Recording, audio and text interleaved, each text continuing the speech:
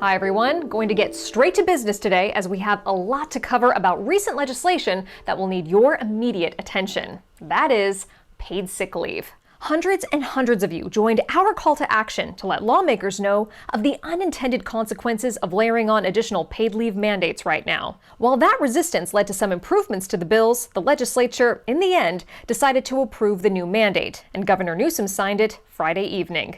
One of the reasons they decided to move forward was the recent passage of the Federal American Rescue Plan Act of 2021, which continues certain tax credits for employers who provide paid sick leave. So, here's what you need to know. The paid leave requirements are to take effect 10 days after the governor signed them, so at this point, that's 7 days from now.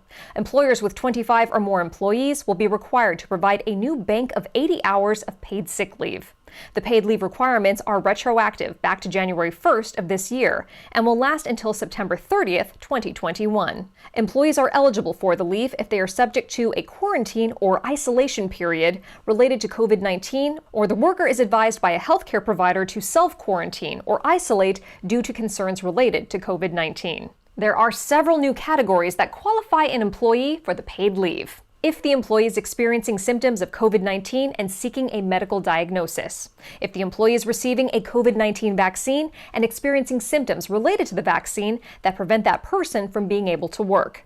Caring for a family member subject to a quarantine or isolation, or who has been advised to self-quarantine.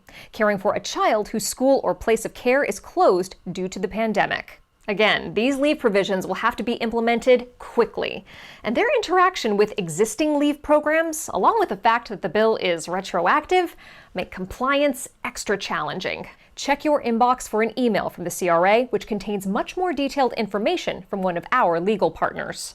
All right, on to reopening.